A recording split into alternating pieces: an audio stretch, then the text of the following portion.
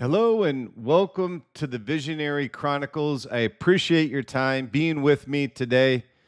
Hopefully, you'll find today's episode a special one because it clearly is, and it's something that we all deal with, if not on a weekly, monthly, yearly, daily basis.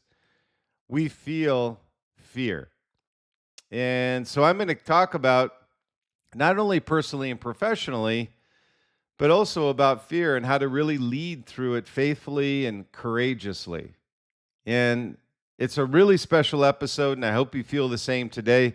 So today, again, welcome to the Visionary Chronicles. We're going to dive into one of the most common, interesting enough, yet challenging aspects of leadership that, interestingly enough, not a lot of people talk about.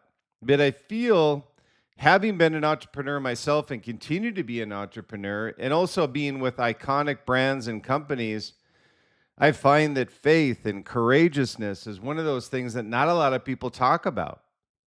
And it's a challenging aspect of leadership, leading through adversity while facing our deepest fears. That's what I want to talk about today.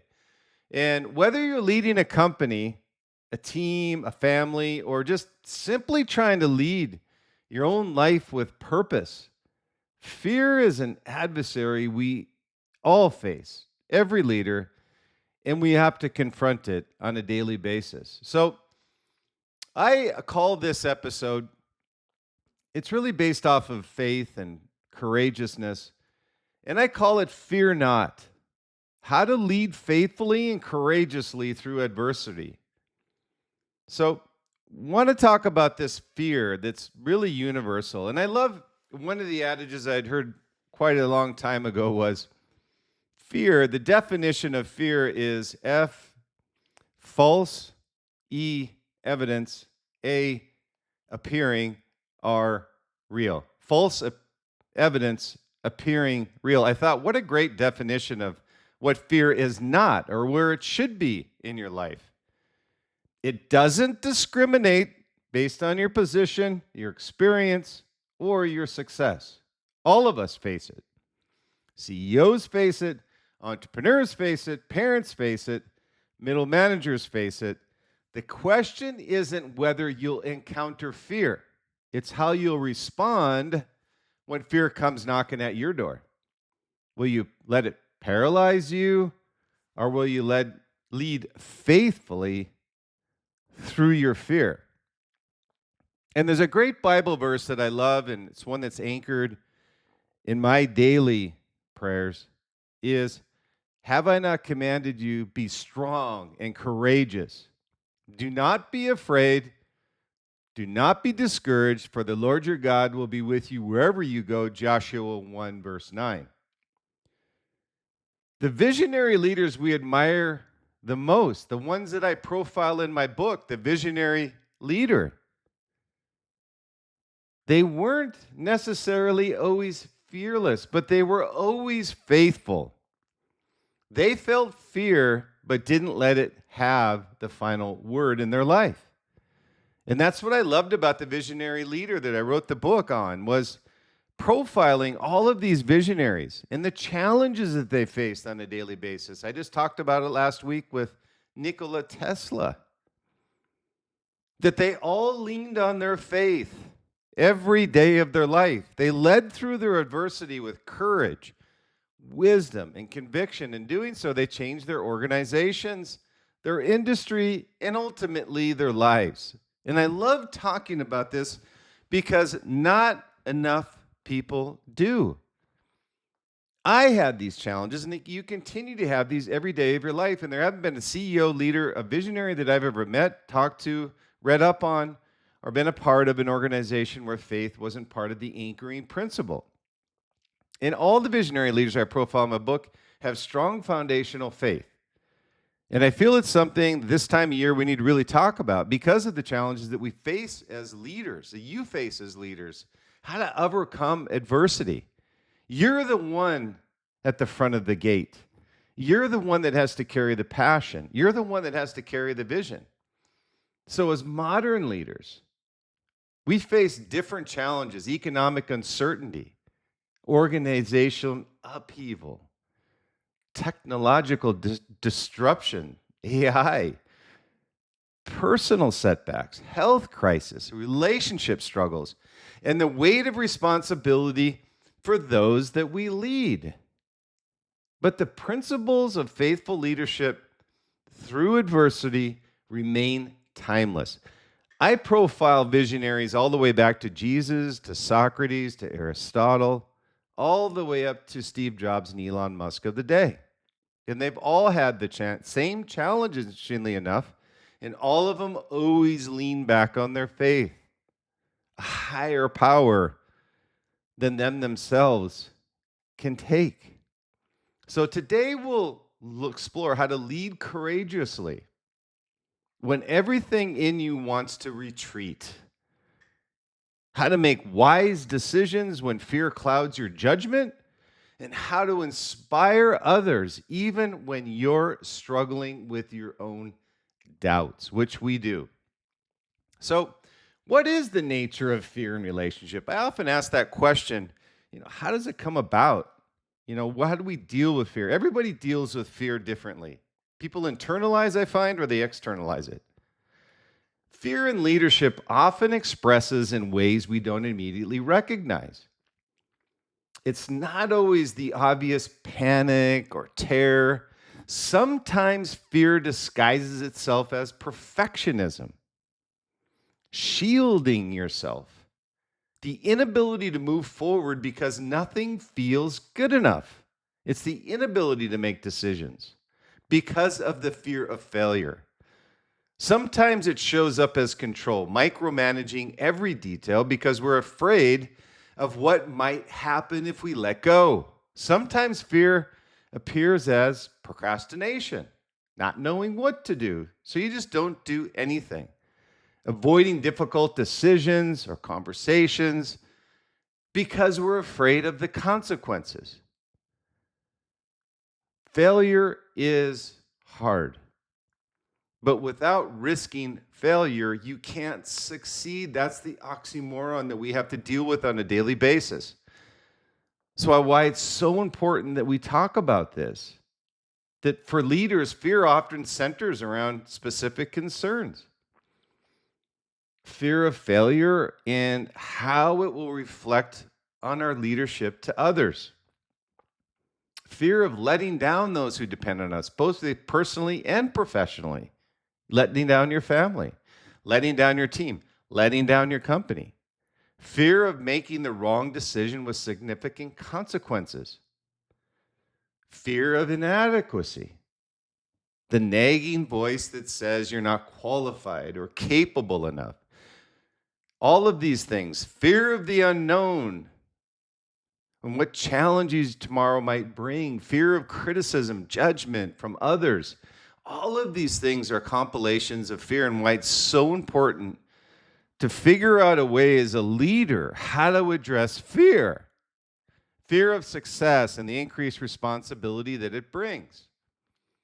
And Scripture addresses this reality head on for those who want to be inspired through Scripture. In Timothy 1, verse 7, Paul writes, "For God has not given us a spirit of fear, but of power and of love and a sound mind." This verse reveals something really critical to current day leaders. When we lead from a place of fear, we're not operating at our best. That's critical. Instead, we need the power to act, to love, to connect with others, and a sound mind to make wise decisions on a daily basis. And fear blocks us from doing that. The truth is, really, fear often feels protective. Our brains are wired to keep us safe, and fear is the alarm system that triggers it. But what keeps us physically safe can hold us back from the growth and breakthroughs we need to make as leaders. Faith doesn't mean we won't feel afraid. It means we act despite our fear, trusting that which we're capable of handling more than our fear suggests. And let me give you just some examples. And I feel this is really important because when you look back on leadership over the years and generations, Some people that you inevitably think, well, all they've had in their life is success. So you're not alone if you have fear. And I try to overcome this fear with the leaders that I work with Liquid Mind on our advisory council, our one-to-one meetings, and the sessions that we have with CEOs, managers, whoever it may be, that seem paralyzed by fear and can't make decisions. I find a lot of times giving them examples of those that they feel are, and they are successful. But in the very beginning, they had to overcome and face their fears. And Howard Schultz and Starbucks is a great example. In 2008, let me give you an example. In 2008, Howard Schultz returned as CEO of Starbucks during their financial crises.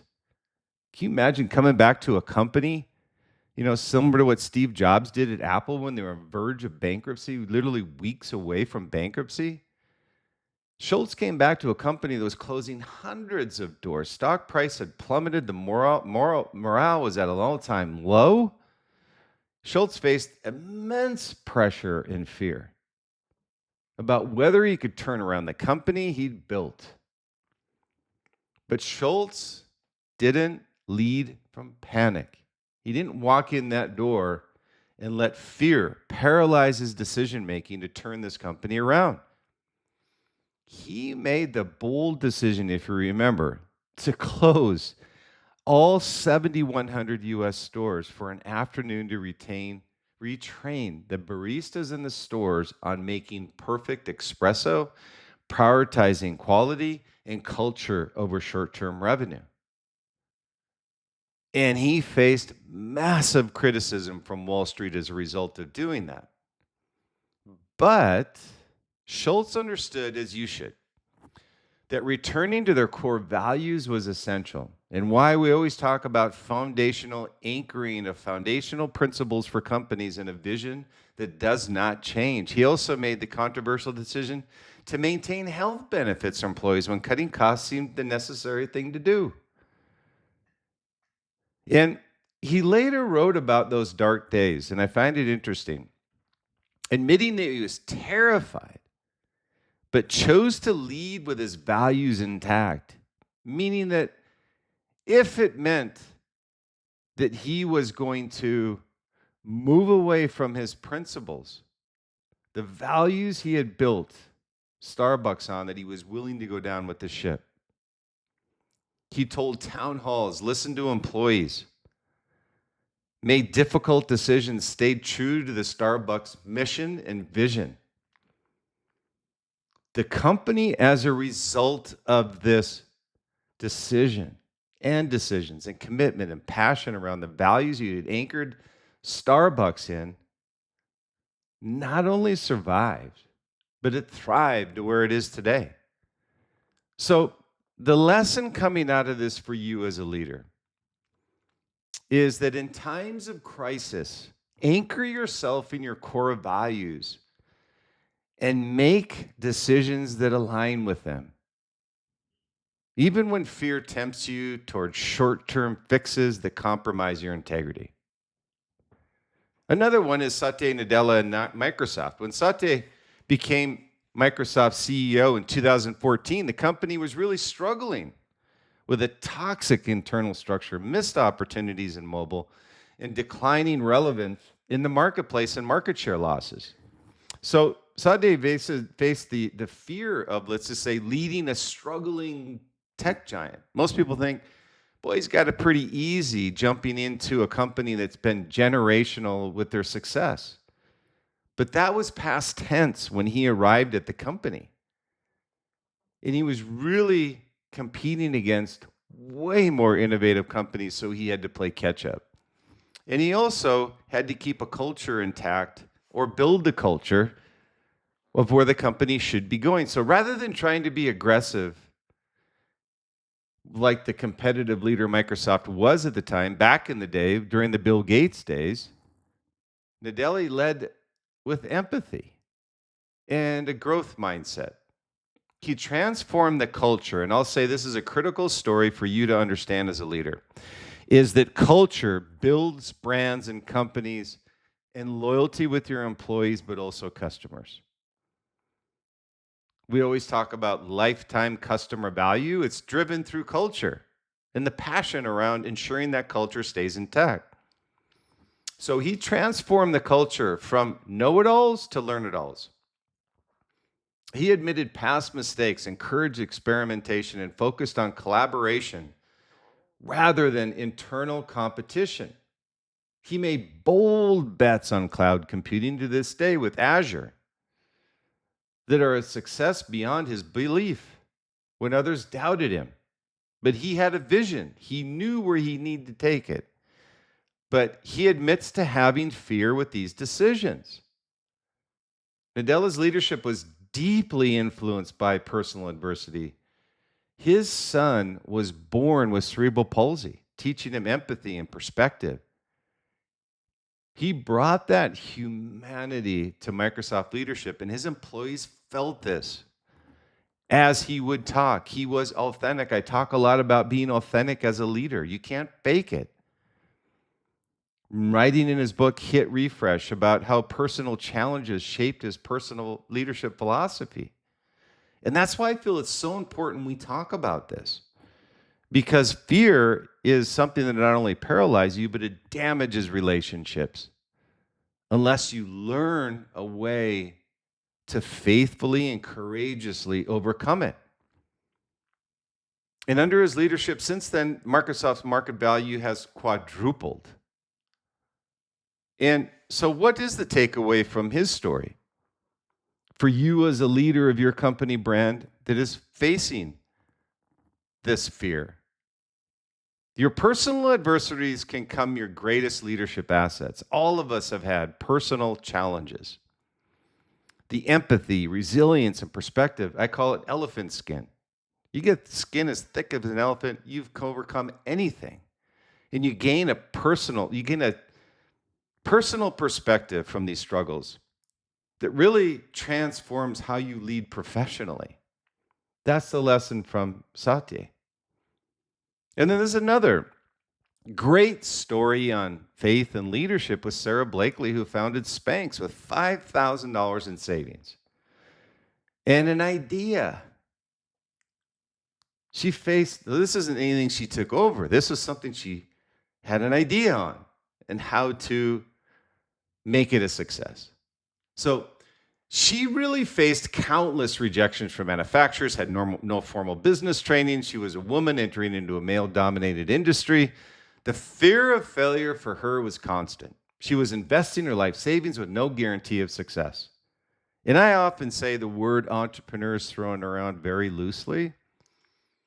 And I always say start with nothing and make something as an entrepreneur. It's not you having something and making more, you're an entrepreneur. I'm not saying you're not successful, but don't kid yourself as an entrepreneur. It's getting up off the ground and having the ability to run, not running and then running faster. So she truly was the epitome of entrepreneurship. And her father, who was a great inspiration for her, and I love what her father told her. He told her to reframe failure by asking at dinner, what did you fail at today? Not what did you succeed at today? If she hadn't failed at something, he'd be disappointed because it meant she wasn't trying hard enough. So this goes back to the original anchoring principle I've talked about many times in the Visionary brand book, is success without failure is not reality. And safe is risky. The mindset helped push her through fear. Through her father, she cold called manufacturers, she wrote her own patent, sold her product door to door, and then eventually, when Oprah named Spanx a favorite thing, Blankley was so terrified, she couldn't fulfill the sudden demand. So it goes from having nothing to having something. But when having something is, I don't know how to fulfill orders. But instead of freezing, she got creative, calling in family members to help package orders from her apartment. Blakely became the youngest self-made female billionaire, not millionaire, billionaire, but more importantly, she built a company culture that celebrates trying, failing, and learning. So what's the lesson from this story? So what you need to do as a leader is reframe your leadership with failure. It's not the opposite of success, it's a stepping stone to it. Let me repeat that. What you need to do is reframe your relationship with failure. It's not the opposite of success, it's a stepping stone towards it.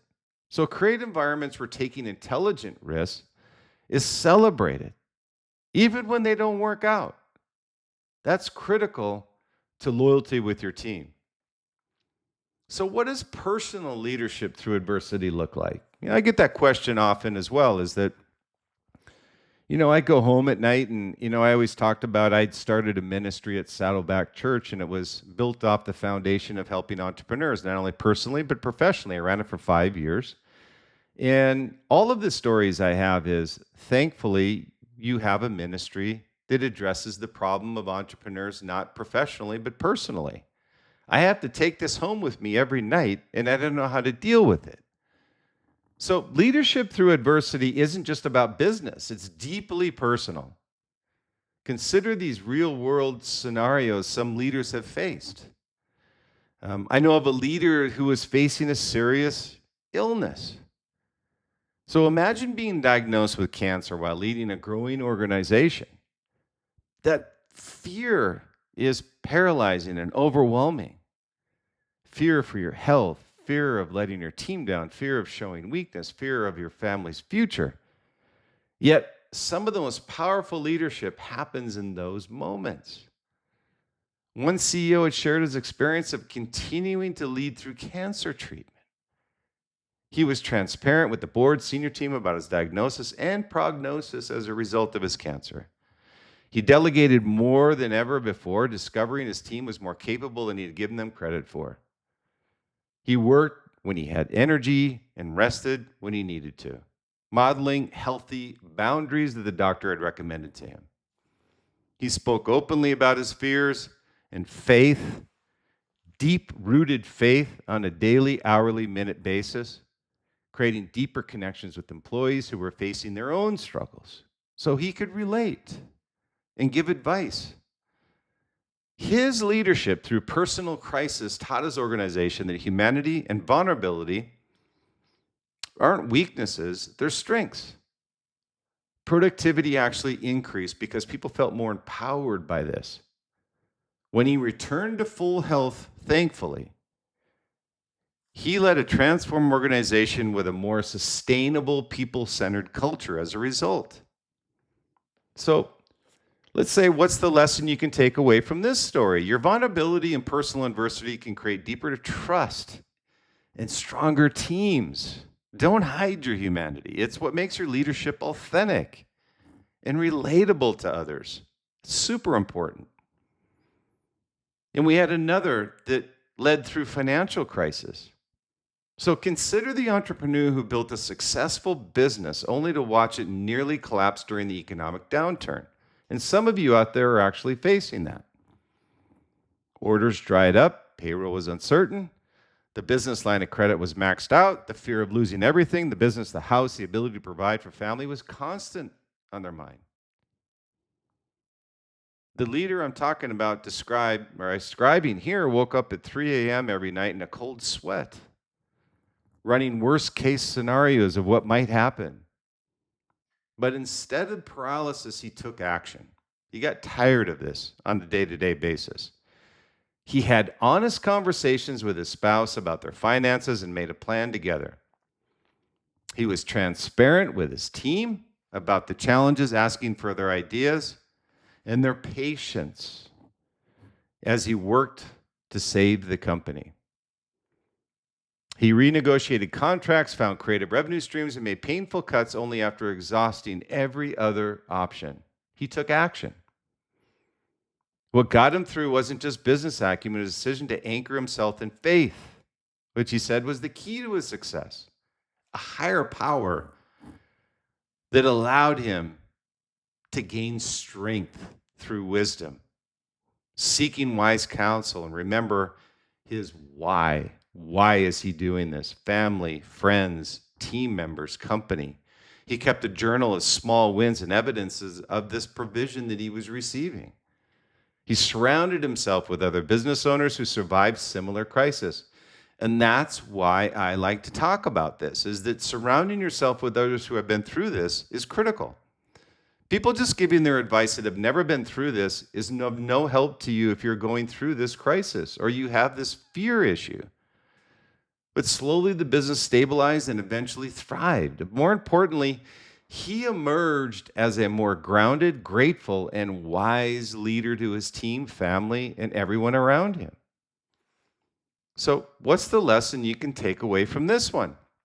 It's really financial fear is one of the most primal fears that we all face. But you need to combat this with transparency, community, and a focus on what you can control rather than what you can't. The next is a leader that has a relationship breakdown, personally or professionally. And I always say this, which is very important and why I started the ministry at Saddleback Church, was this happens at home too. Leadership happens at home too. Consider the leader whose marriage is falling apart while he's supposed to be inspiring confidence at work. And many of you face this. Keeping the happy, confident, passionate smile at work, but then crumbling when you get home.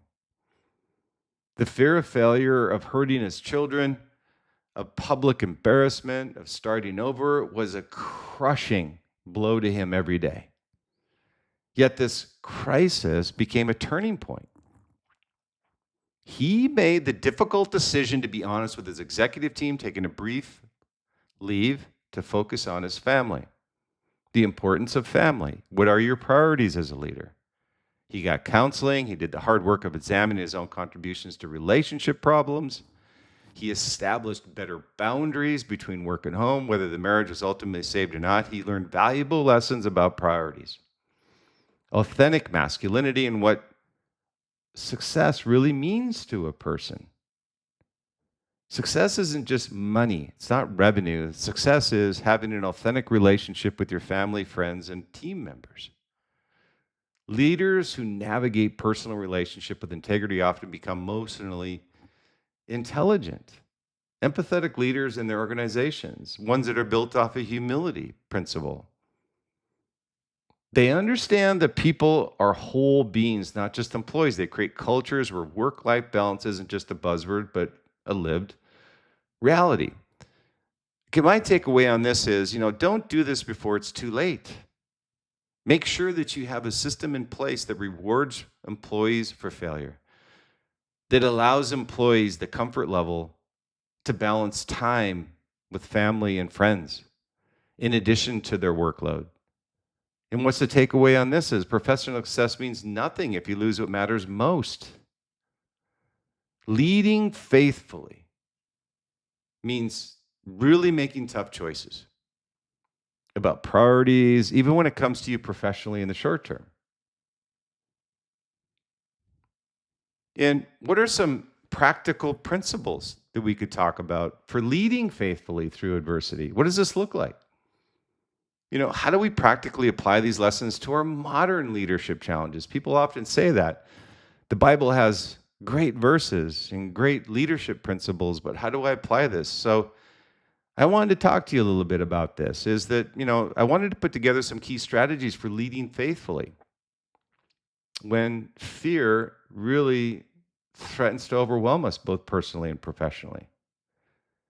So first is, anchor yourself in truth and values. Before you face daily challenges, ground yourself in what's true and what matters most to you. Ask yourself, Steve Jobs used to every morning, is what I'm doing today going to make a difference? What are your core values? What kind of leader do you want to be versus who you are today? What legacy do you want to leave? Write these down. I do not want you to use a computer. I want you to get pen and paper and a quiet time alone and write them down. What legacy do you want to leave? What kind of leader do you want to be? And what are your core values? When fear tempts you to compromise these values for short-term relief, These anchors will hold you steady. As it says in Philippians 4, verse 8, encourages. Focus your thoughts on what is true, noble, right, pure, lovely, and admirable. That's an anchor in tough times. And what you'll want to do is be able to look back on what happened when you leaned on your faith in these situations. So I want you to start creating a personal record of past challenges that you've overcome.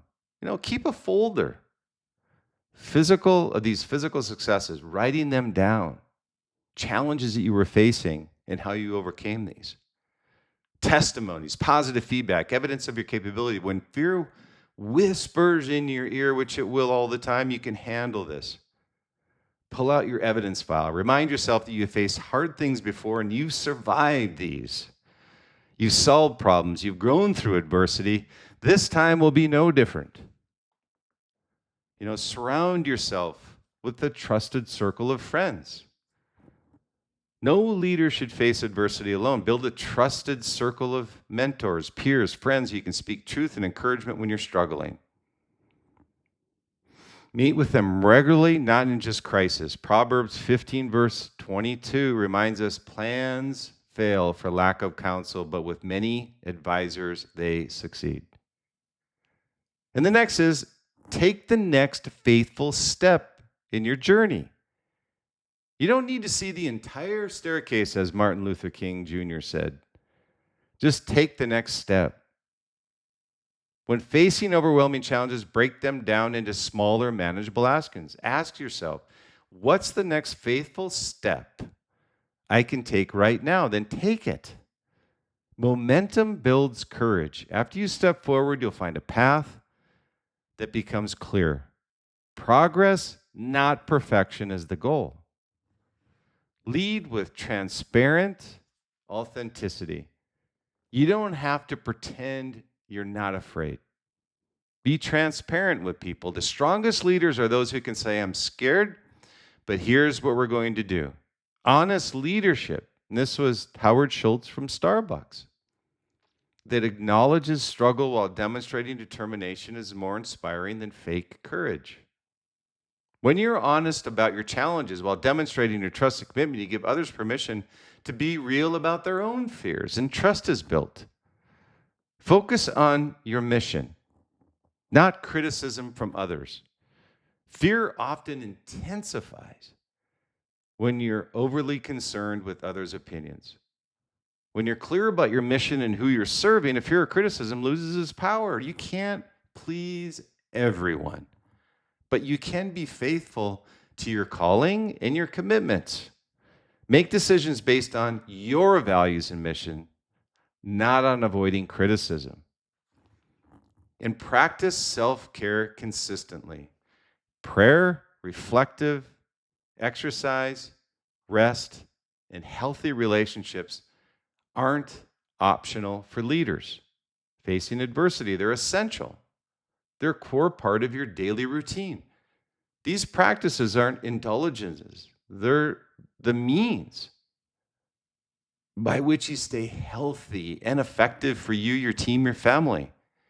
If you don't take care of yourself, you can't take care of others. Schedule these practices into your calendar with the same priority as important meetings. So, what are some leadership lessons leading faithfully through fear? Let's just take a look at a few of these principles and practical leadership applications that you can do today. And you can implement these immediately. Number one is acknowledge fear without being controlled by it. Great leaders don't deny fear, they acknowledge it while refusing to let it dictate their decisions. Create space to name fears honestly before God and trusted advisors, then consciously look to choose faith over fear. Ask yourself, what would I do if I weren't afraid? Then do that thing. One CEO I know keeps a journal where he writes his fears on one page and counters them with truth on the facing page. This practice helps him see clearly when making decisions. Lead from your values, not your circumstances. Your leadership isn't defined by your current challenges, but by your core values and character. When circumstances scream one message, anchor yourself in your principles. Write down your top 5 values and post them where you can see them daily. Make decisions based on principles, not panic. When fear tempts you towards reactive, not responsive decisions, pause and consult your principles. What are your core values? That's why you wrote those down.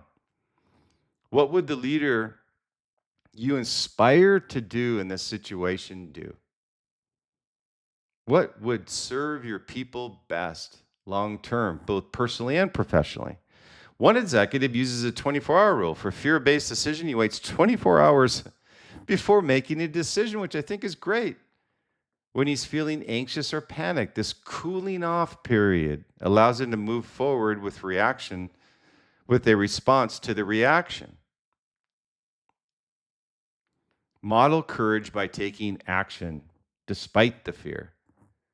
Your team is watching how you respond to adversity. When you take action despite fear, you give others permission to do the same. Courage is contagious. Start with small acts of courage and build experience and inspire others. Remember, courage isn't the absence of fear. It's actually taking action despite the fear. Create a culture where failure is a teacher, not a terminator. Fear of failure paralyzes innovation and growth.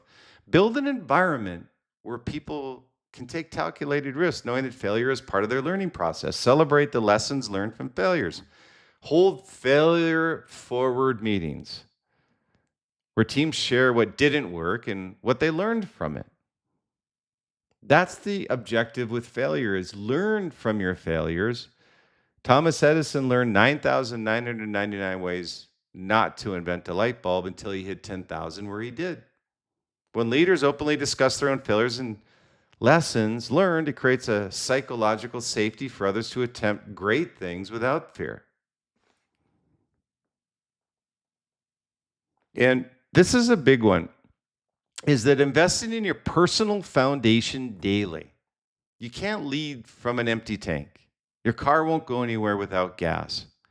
So prioritize your physical, emotional, mental, and spiritual health above your leadership responsibilities at all times. This isn't a selfish thing, by the way. It's strategic. Block time for exercise, prayer and meditation, reading, relationship. Protect this time fiercely. As one later put it, if I don't take care of myself, I'm not serving my team, I'm stealing from them by showing up as a depleted, ineffective leader. So don't be one of those ineffective, depleted leaders. And remember that strength often comes from weakness. You don't have to be strong enough on your own. Some of the most powerful leadership happens in those that I profile in the Visionary Leader book. Admit we don't have all the answers. You're humble. Invite others to contribute. As 2 Corinthians 12, verse 9 reminds us, God's strength is made perfect in weakness. Your limitations create space for others to shine and for you to grow. Stop trying to be self-sufficient and instead become interdependent with your team. That's the ultimate leadership goal, is to become interdependent with your team. The 7 habits of highly effective people, that's the anchoring principle. So when fear wins, let's just look at some navigating step backs and starting again. So let's be honest, sometimes fear does win. Sometimes we make decisions from panic rather than peace. Sometimes we retreat when we should advance. Sometimes we let fear silence our voice when we should speak up. What then? What do we do then? The beauty of grace is that failure is never final for those who are committed to growth. Every leader, and this is growth professionally and personally, you need both of these as a leader. Every leader you admire has failed. The difference is they didn't stay down. They got back up, learned from experience, and tried again. When fear wins a battle, remember, you haven't lost the war. It's just a battle. Acknowledge what happened. Take responsibility where you can. Learn from the experience. What triggered the fear? What could you do differently next time? What support do you need? Then forgive yourself and move forward, as all of these leaders have done. Some of your greatest leadership lessons will come from moments when fear won. It's not in your greatest successes, it's in your greatest failures where you learn the most. One CEO shared a biggest failure launching a product that flopped unbelievably. It taught him more about his success through failure than anything he'd ever done. It taught him to test assumptions, to listen to customers, to move quickly but not recklessly, and to be humble. That's what I find the biggest thing with great visionary leaders is they're humble. They give credit to their team. They build loyalty with their team and a foundation of trust with their team. The failure became the foundation for his next success. So let's not waste failures. Let them become the foundation for greater wisdom and more compassionate leadership to others and give them freedom to fail. Leaders who have failed and recovered are often the most empathetic leaders you'll find. The most wise and the most trusted because they understand struggle comes from the inside. Those that have never failed have never had success. I can almost guarantee you that. So don't feel bad about success. Know it's part of your journey to success. So in a closing reflection, let me give you a little bit of what I call this invitation to faithful leadership, let's call it. So as we close, we'll remind you of something critical. You don't have to be perfect to lead faithfully. We found that out. You don't have to have all the answers. You don't have to be fearless. You don't have to be willing to show up. You don't have to do the next thing right and to lead with integrity even when it's hard. You have to do all of these things. You don't just have to be fearless. You just have to be willing to show up, to do the next right thing, and to lead with integrity when it gets hard. Your inadequacy is not a disqualification from being a visionary leader. It's an invitation to depend on God, a higher power, and others. Your fear is not a sign of weak faith or weak leadership. It's really an opportunity to exercise greater courage. Your adversary is not a punishment. It's really often a platform for the greatest growth and impact in your life. The world needs leaders who will lead faithfully through adversity. Your family needs you to lead with courage. Your team needs you to lead with authenticity. Your community needs you to lead with hope. And you have everything you need to do this: your values, your experience, your support system, and your faith. Use it. So, when fear comes knocking, and it will, remember you are in whose you are. Remember past victory, remember your values, remember your mission, take that next faithful step, lead with courage, trust with confidence, and watch as you accomplish more than you ever thought possible. And finally, Isaiah 41 verse 10 gives us this promise, which we can apply to everyday life. So do not fear, for I am with you. Do not be dismayed, for I am your God. I strengthen you and help you. I will uphold you with my righteous right hand. It's a powerful verse. And many leaders that I know of have this on their desk. So you're not alone. You will find strength. You will get help. You will be upheld. Lead faithfully through your adversity, knowing that every challenge you face is shaping you into a stronger, wiser, more compassionate leader. So thank you again for this special episode and that I'm so passionate about, and allowing me to take some of your time to listen to it. So thank you for joining me on the Visionary Chronicles. Until next time, be strong and courageous. Fear not, for the Lord your God is with you wherever you go. And if this episode resonated with you, I'd really encourage you to get a copy of The Visionary Leader, where we profile many of these visionary leaders and the faith that they have also had through their fears. It's available now wherever books are sold. Perfect companion for you looking to reignite your purpose or lead with more clarity in this super complex world that we live in. And as a thank you to my loyal podcast listeners, the ebook is still $1.99. And I felt that would be a good price to extend the reach. And that's really what's most important to me. Although a bestseller, the most important to me is having the biggest reach and impacting the most visionary leaders out there who are looking for advice like hopefully we've given today. So again, your support means the world. Your purchase goes a long way towards putting this in the hands of true visionaries and helping us spread the vision even further. So the Visionary Chronicles, where the future is created by those who are bold enough to shape it. Until next time, keep innovating. Please keep leading, keep the faith, and keep shaping the future. Thank you for your continued support, and I look forward to hearing from you soon. So stay true, stay authentic, be different, and be great. But most importantly, enjoy your journey along the way.